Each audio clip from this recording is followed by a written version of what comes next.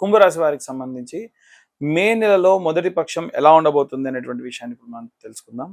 కుంభరాశి వారికి సంబంధించి కుంభంలోనే రాహుగ్రహ సంచారం కూడా మనకు గోచరిస్తుంది. అందులో భాగంగా ద్వితీయంలో శని, అలాగే ద్వితీయంలోనే మనకు కుజగ్రహ సంచారం కూడా ఉన్న కారణం చేత భూ సంబంధిత ఏవైనా సరే భూ సంబంధిత లేదా వ్యాపార సంబంధిత విషయాల్లో జాప్యం ఏర్పడేటువంటి అవకాశం కనిపిస్తుంది. వివాహానికి సంబంధించి కూడా చూసుకున్నట్టయితే ఎవరైతే వివాహం కోసం ఎదురు చూస్తూ ఉన్నారో పంచమంలో గురువు యోగిస్తాడు కాబట్టి వివాహం కాని వారికి వివాహము, డైవర్స్ కాని వారికి డైవర్స్ రావడము, అలాగే వారు మరొక వివాహం చేసుకోవడానికి కూడా దోహదపడుతూ ఉంటుంది. ఉద్యోగస్తులకు అలాగే విద్యార్థులకు కూడా మంచి కాలం అని చెప్పొచ్చు. మొదట్లో కాస్త ఇబ్బందికరమైన వాతావరణం కనిపించినప్పటికీ 2 వారాల్లో కూడా మీరు అద్భుతమైనటువంటి యోగ్యమైనటువంటి కాలాన్ని చూస్తారు.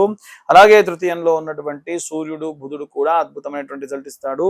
దీని వలన రాజకీయ నాయకులకు కానీ, ప్రభుత్వ ఉద్యోగస్తులకు కానీ, అలాగే ఎవరైతే ఈ యొక్క నిర్ణయాలు అంటే ప్రజలలో కూడి నిర్ణయాలు తీసుకునేటువంటి వాళ్ళు ఎవరైతే ఉంటారో వారందరికీ కూడా అద్భుతమైనటువంటి కాలము. అలాగే తృతీయంలో ఉన్నటువంటి బుధగ్రహ సంచారం వలన వ్యాపారస్తులకు సంబంధించినటువంటి విషయాలు కూడా అద్భుతమైనటువంటి యోగ్యమైన కాలంగా గోచరిస్తుంది. బుధ ఆదిత్య యోగం అనేటువంటిది వీరికి అనుకూలంగా ఉంటుంది. ఓవరాల్ గా చూసుకుంటే వీరికి కుంభం నుంచి సప్తమంలో కేతుగ్రహ సంచారం వల్ల భార్యాభర్తల మధ్యలో గొడవలు రావచ్చు, ఏవైనా చికాకులు తారాస్థాయికి వెళ్ళొచ్చు. చాలా జాగ్రత్తగా ఉండండి. బ్యాంకింగ్ సెక్టార్స్ లో ఉండేటువంటి వాళ్ళు ఎవరైతే ఉంటారో ఫినాన్షియల్ డిపార్ట్మెంట్స్, అలాగే ఏవైనా చార్టెడ్ అకౌంటెన్సీ, బ్యాంకింగ్ సెక్టార్ లో ఉన్న వాళ్ళు కూడా జాగ్రత్తగా ఉండాలి. మీ తప్పు లేకపోయినా నష్టం మాత్రం మీరు భరించాల్సినటువంటి పరిస్థితికి రావచ్చు. ఓవరాల్ గా చూసుకుంటే ఈ యొక్క కుంభరాశికి సంబంధించి ఈ నెలలో ఎండాకాలంలో నీరు కుండలో ఉంటే ఎంత ప్రశాంతంగా ఉంటుందో అంతే ప్రశాంతంగా మీరు స్తబ్దంగా ఆలోచించి నిర్ణయాలు తీసుకుంటే బాగానే ఉంటుంది. అలా కాకుండా ఎటువంటి ఇబ్బందికరమైనటువంటి నిర్ణయాలు తొందరపాటుగా తీసుకున్నా చాలా ఇబ్బంది పడతారు. అలాంటి ఇబ్బందుల నుంచి బయటపడాలి అంటే ఏ మంత్రం చదవాలి, ఏ రెమెడీస్ తీసుకోవాలి అనేటువంటి విషయాన్ని ఇప్పుడు మనం తెలుసుకుందాం. ఇప్పుడు ప్రత్యేకంగా ఈ నెలలో మనం ఎలాంటి రెమెడీస్ చేయాలి, ఏ గ్రహానికి పూజ చేయాలి, ఏ దేవతార్చన చేయాలి, ఏ దీపారాధన చేయాలి అనేటువంటి విషయాన్ని ఇప్పుడు మనం తెలుసుకుందాం.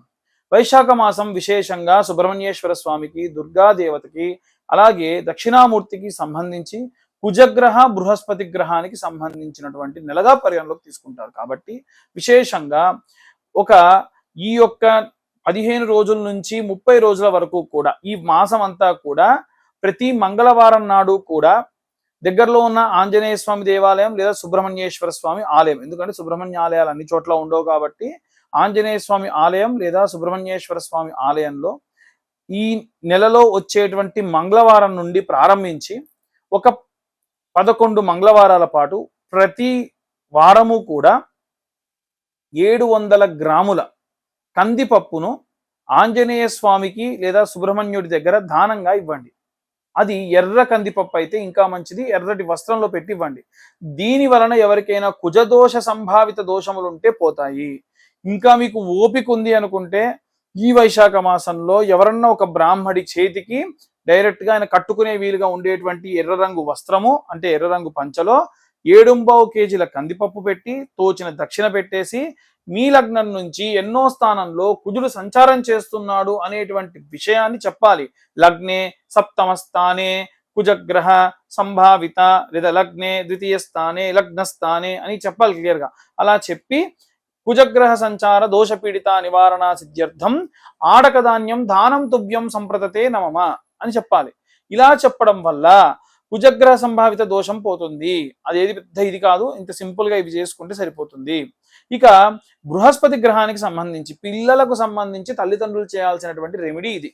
ఏం చేయాలండి అనంటే మీ యొక్క పిల్లలు బాగుండాలి, ఉద్యోగం రాని వారికి ఉద్యోగం రావాలి, చదువు సరిగ్గా చదవని పిల్లలకు చదువు బాగా రావాలి, పెళ్లి కాని పిల్లలకు పెళ్లిళ్ళు జరగాలి అని చెప్పి 5 వారాల పాటు ఈ వైశాఖ మాసంలో ఉన్న ఏదో ఒక గురువారం నాడు ప్రారంభించి 5 వారాల పాటు ప్రతి బుధవారం సాయంత్రం 110 శనగలు నానబెట్టండి. కాస్త దొడ్డుగా ఉండే శనగలు నానబెట్టండి. ఆ శనగలతో పాటు ఒక చిటికెడు పసుపు వేసి వీలైతే గోపంచకం వేసి నానబెట్టేసి గురువారం రోజు పొద్దున్నే సూర్యోదయం కంటే ముందే నిద్రలేచి సూది దారంతో ఆ 110 శనగల్ని కూడా గుచ్చి ఒక దండగా చేసి నవగ్రహాలలో ఉండేటువంటి బృహస్పతి గ్రహం మెడలో వేయండి. వేసి స్వర్ణ వర్ణం అంటే yellow or gold colour cloth ఏదన్నా స్వామివారికి కప్పండి. అలాగే దీపారాధన కూడా చేయండి. మంగళవారం నాడు కుజుడి దగ్గర ఎర్రటి వత్తితో, అంటే కాసంత నెయ్యి వేసి వత్తి తయారు చేస్తే కుంకుమ వేసి ఇలా తిప్పితే ఎర్రటి వత్తి అవుతుంది. కాబట్టి ఎర్రటి వత్తితో, లేదా గురువారం నాడైతే పసుపు వేసి వత్తిలో తిప్పితే పసుపు వర్ణంలో ఉన్న వత్తితో, ఈ ఎర్రటి వత్తినేమో మంగళవారం నాడు సంపెంగ నూనె వేసి లేదా మీకు విప్ప నూనె వేసి దీపారాధన చేస్తే మంచిది. అదే బృహస్పతికి మాత్రం స్వచ్ఛమైన ఆవు నెయ్యితో దీపారాధన చేస్తే మంచి సత్ఫలితాలు పొందుతారు. ఇక 11 ప్రదక్షిణాలు ప్రతి మంగళవారం సుబ్రహ్మణ్యుడికి లేదా కుజగ్రహానికి లేదా జంటనాగులకి సూర్యాస్తమయం కాక మునుపు దేవాలయాలలో ఉన్నటువంటి రావి చెట్టు వేప చెట్టు కింద ఉన్నటువంటి జంటనాగులకు ప్రదక్షిణ చేయాలి. ఎన్ని చేయాలి? 11 ప్రదక్షిణాలు చేయాలి. అలాగే ఈ యొక్క బృహస్పతి గ్రహానికి సంబంధించి దక్షిణామూర్తి స్తోత్రం చదవడం కూడా మంచిది. శుక్రవారాల నాడు అమ్మవారి కుంకుమార్చనలు చేస్తే మంచిది. ఏంటంటే ఇన్ని చెప్తున్నారంటే మనకు ఉన్నటువంటి ఇబ్బంది స్థాయిని బట్టి మీరు ఈ పనులు చేసుకోవడం మంచిది. కుజదోష నివారణకు చెప్పేశాం. బృహస్పతి అంటే గురుబలం అనేటువంటిది పెరగాలంటే బృహస్పతి గ్రహానికి, గురుగ్రహానికి వెయ్యాలని చెప్పాం. అది కూడా గురువారం నాడు గురు హోరాకాలం 7:20 లోపు వస్తుంది, అప్పుడే చేయాలి. మరి శుక్రగ్రహానికి సంబంధించి అమ్మవారి కుంకుమార్చన చాలు. అలాగే మీకు దక్షిణామూర్తి స్తోత్రం చదివితే కూడా మంచిది. కుజగ్రహానికి సంబంధించి కూడా చెప్పుకున్నాం. ఇలా చేయడం వలన ఈ వైశాఖ మాసంలో విశేష సత్ఫలితాలు పొందవచ్చు. ఇవన్నీ కూడా మనము గోచార రీత్యా చెప్తున్నామండి.